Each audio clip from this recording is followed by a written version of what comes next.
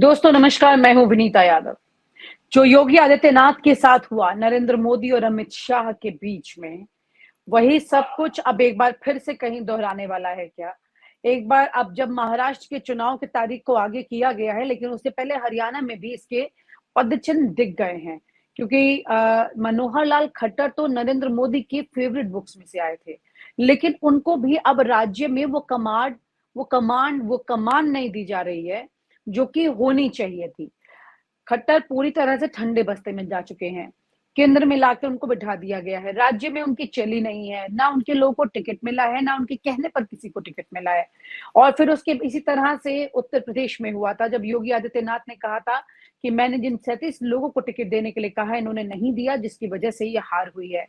और वो ठीकरा किसके सर फूट रहा था, ये समझ नहीं आ रहा था। जैसे कि योगी आदित्यनाथ अमित शाह और नरेंद्र मोदी के लिए कह रहे थे, वो इधर से कह रहे थे कि योगी आदित्यनाथ की वजह से इतना नुकसान हुआ है।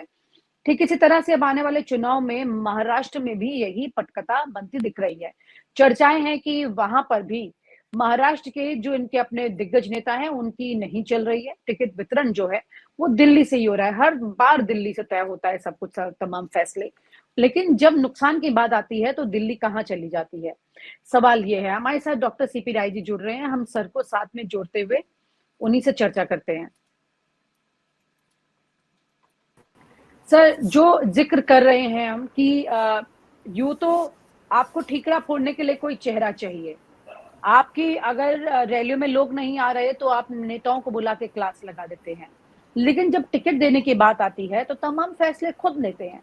तो ऐसी परिस्थिति में किस तरह से ये कहा जाएगा कि मतलब अभी भी दिल्ली में अमित शाह और नरेंद्र मोदी लगातार अभी भी अपनी ही चला रहे हैं, कोई चीज उन्होंने रोकी नहीं है उस परिस्थिति से? जी सर।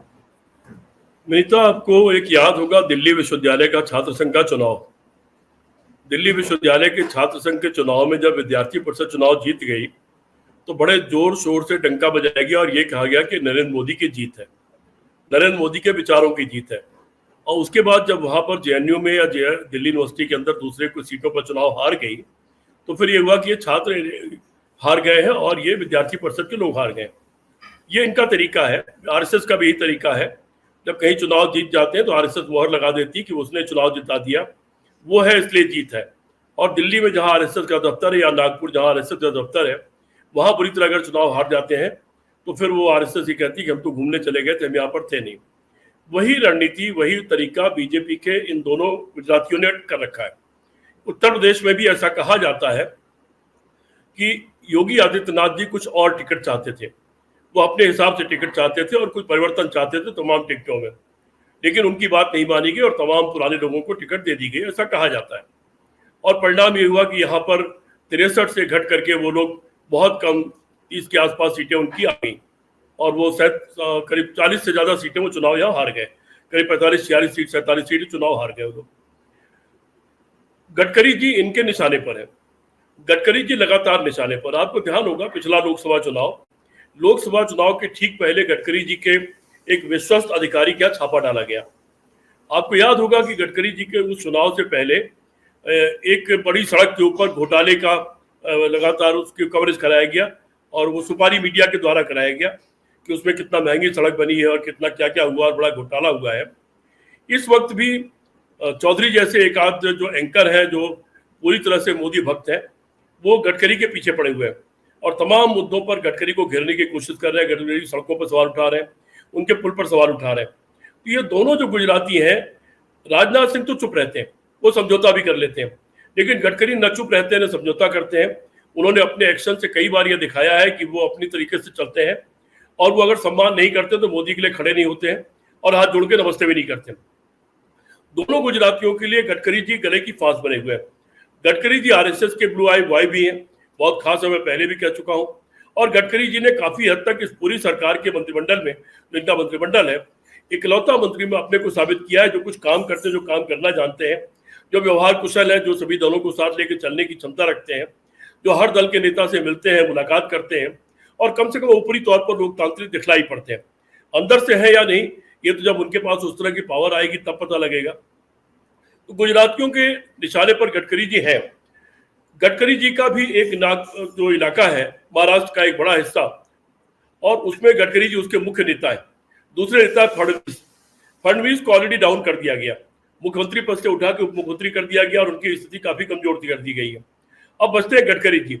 निश्चित तौर पर वहां पर गडकरी जी को घेरने की कोशिश कर रही होगी गुजराती लॉबी, और वो टिकट का वितरण इस तरह से करेगी कि इनके इलाके में अगर चुनाव हारते हो तो हार जाए, क्योंकि प्रदेश के चुनाव की जीत हार से गुजराती को लॉबी को कोई लेना देना नहीं है। लेकिन इसके बहाने वो गडकरी जी को भी सवाल में के घेरे में खड़ा करना चाहेगी और उनको निपटाना चाहेगी। इसमें कोई बहुत आश्चर्य भी हम लोगों को नहीं करना चाहिए। जी विनीता। जी सर, लेकिन यहाँ पर अगर एक बार फिर से ऐसा हुआ कि महाराष्ट्र में टिकट वितरण जो है वो वहां के नेता की मर्जी के बगैर होता है, जैसे कि यूपी में हुआ था, तो आपको नहीं लगता है कि एक बार फिर चुनाव के परिणामों में इसका असर देखने को मिलेगा, वो भी तब जब मराठा बेल्ट में अच्छे खासे तौर पर इस वक्त बीजेपी का बड़ा विरोध हो रहा है। यहाँ पर बड़ा सवाल ये कि अगर ये परिस्थितियां रहती हैं, क्यों एक समन्वय प्रधानमंत्री जो सत्ता में है इस वक्त बीजेपी से, वो अपने बाकी लोगों के साथ में क्यों इस तरह का समन्वय नहीं बिठा पा रहे हैं? और इससे पहले आपको कुछ याद आता होगा ये पुराने कुछ ऐसे लीडर जिन्होंने कभी रीजनल के साथ अपना समन्वय नहीं बिठाया तो किस तरह के नुकसान हुए, क्योंकि ये पोजीशन बहुत स्ट्रांग होती है। जब आप दिल्ली में बैठे हैं तो आप पूरा देश देख तो सकते हैं, लेकिन उसके साथ इक्वेशन बनाने में आपको वहां हर व्यक्ति चाहिए होता है। सर विनीता, जवाब के दो पक्ष हैं। पहली बात तो यह है कि महाराष्ट्र में बीजेपी कुछ भी कर ले, बहुत बुरी तरह चुनाव हारने जा रही है। शरद पवार का भतीजा लगातार ये कोशिश कर रहा है कि किसी तरह शरद पवार से वापस ले लें, जो कि सरकार का उप मुख्यमंत्री है। वो लगातार कोशिश कर रहा है, लगातार क्षमा प्रार्थना कर रहा है, लगातार वो कह रहा है कि अपनी बहन के खिलाफ चुनाव लड़वाना गलत हो गया, मेरा ये करना गलत हो गया, वो करना गलत हो गया, तमाम तरह की सफाई पेश कर रहा है। और किसी दिन भी आप अचानक सुन सकते हैं अगर शरद पवार ने उसको हरी झंडी दे दी तो वो अपने दल बल समेत शरद पवार की पार्टी में विलय कर लेगा। तो उनकी स्थिति तो यह है, उनके एक हाथ, जो उनके दो हाथ हैं उनमें एक हाथ की स्थिति यह है। जो शिवसेना का विकसित ग्रुप है उसका जो मुख्यमंत्री है वो खुद भी शरद पवार से तमाम लोगों से मुलाकात कर रहा है, वो भी जान रहा है कि वो खतरे में है, और उसके साथ के तमाम नेता विधायक जल्दी जल्दी टूट रहे हैं।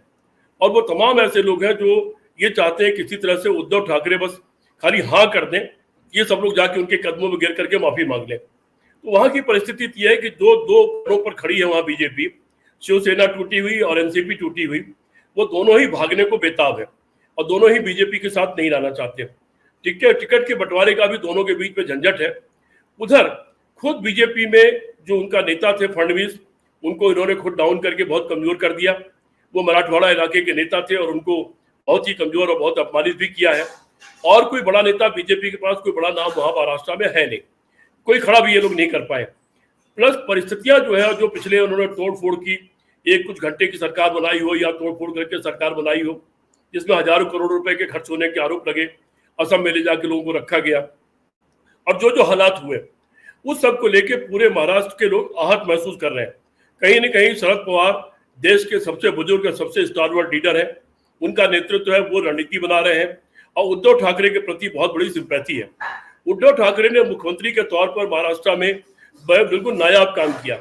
यहाँ तक कि कोरोना काल में उद्धव ठाकरे ने जिस तरह रातों रात टेंट बनवा दिए, खुद देखभाल किया, कोरोना में जिस तरह की सुविधाएं लोगों को दी और जो क्षमता प्रदर्शित की उन्होंने अपने काम करने की, उसको लेकर के उद्धव ठाकरे के प्रति लोगों में एक आकर्षण है और उनके प्रति सिंपैथी है। ये सारे हालात यह है कि वहां पर बीजेपी न 3 की रहेगी न 13 की रहेगी, वो कुछ भी कर ले। अब रह गया वो जब जानती है कि हम चुनाव तो हम हार ही रहे हैं तो क्यों न इसका ठीकरा किसी पर फोड़ दें। तो उसको चुनाव हारते में ठीकरा फोड़ देने की अगर कहानी है तो अपनी जगह है, वो चाहे गडकरी पर फोड़ दे। आपने एक सवाल किया कि इसके पहले बहुत सारे नेताओं को आप जानते होंगे जिन्होंने अपने क्षेत्रीय लोगों का ध्यान नहीं रखा। एक दौर था विनीता, कांग्रेस पार्टी में चाहे बीजेपी में, सभी पार्टियों में बड़े बड़े क्षेत्रीय नेता हुआ करते थे। इसी भारतीय जनता पार्टी में अगर बिहार में मिश्रा जी थे, बहुत बड़ा नाम था उनका, तो सुंदरलाल पटवा थे मध्य प्रदेश में, तो भैरव सिंह शेखावत थे राजस्थान में, और इसी तरह सो ऑन जगह तो मदन लाल खुराना थे दिल्ली में। तरह तरह के बहुत सारे बड़े नेता हुआ करते थे और उन सब नेताओं, कांग्रेस में इसी तरह से हर प्रदेश का कोई एक बड़ा नेता हुआ करता था।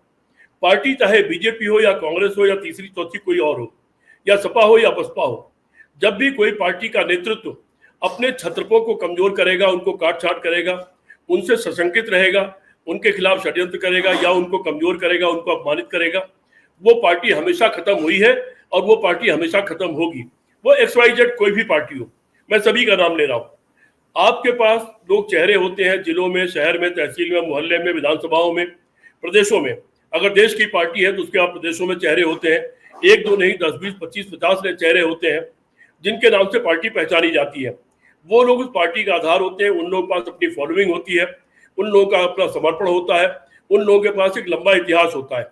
इसी तरह अगर प्रदेश की पार्टी है तो उसके पास अलग अलग रीजन में और जिलों में, विधानसभा क्षेत्रों में लोग होते हैं जो उनकी पहचान होते हैं, जिन्होंने लंबे समय से टाइम देखा होता है और बहुत लंबा समय पार्टी में गुजारा होता है, पार्टी को छोड़ा नहीं होता है, पार्टी के प्रति समर्पित होते हैं, उनके नाम पर उस पार्टी की पहचान होती है।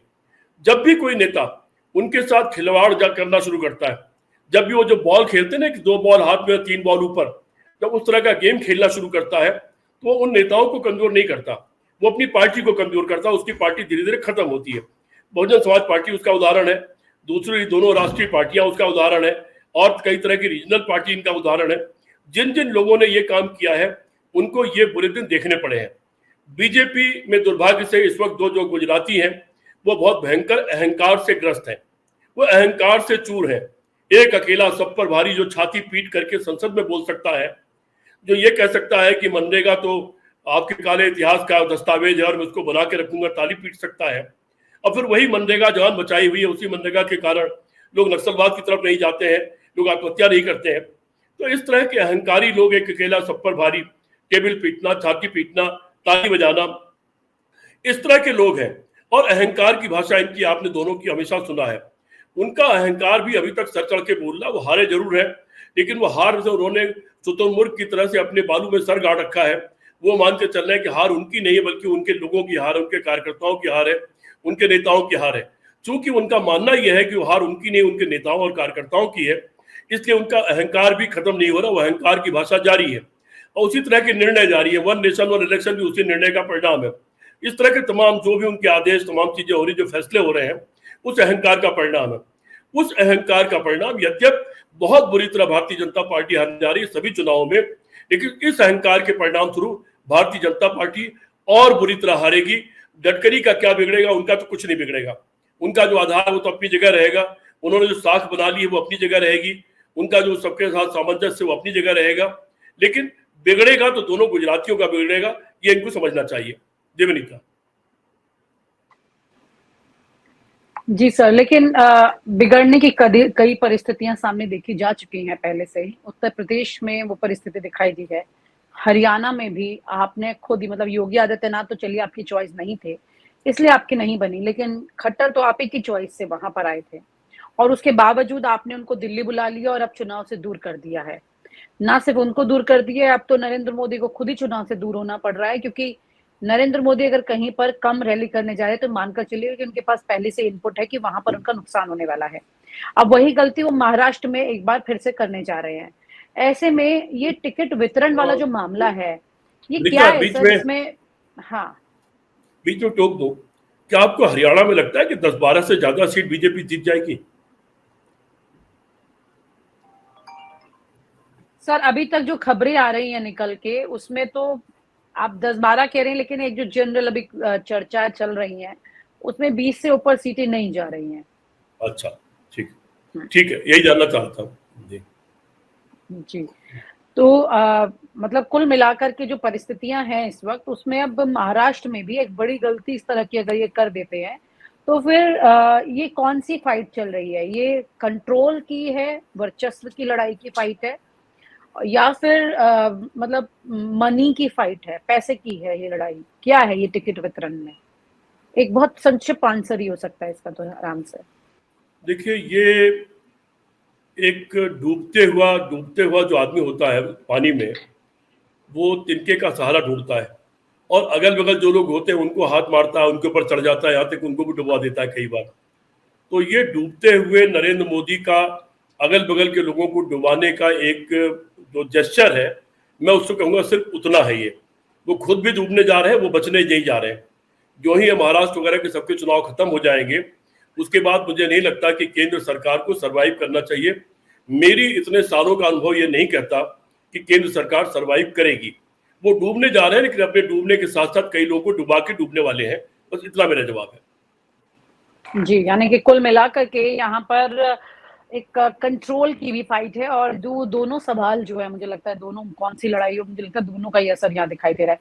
बहुत-बहुत शुक्रिया सर। कुल मिलाकर के यहाँ पर किसी और का कंट्रोल बढ़ाना हो जाए, इसके लिए अपना कब्ज़ा पूरा होना चाहिए। इसी एक अहंकार का ज़िक्र जो आरएसएस ने किया था, शायद वो बार-बार नरेंद्र मोदी को उसी को लेकर के बार-बार बात कर रही है और वो मुद्दा खत्म नहीं हो रहा है बीजेपी में और बीजेपी यहाँ पर उसमें गिरावट की तरफ जा रही है। Thank you sir, thank you so much for this. और आप हमसे जुड़े रहने के लिए सब्सक्राइब करें YouTube पर, फॉलो करें Twitter पर और लाइक करें Facebook पर। और ज्यादा जानकारी के लिए आपको टाइप करना होगा सिर्फ न्यूज़ नशा।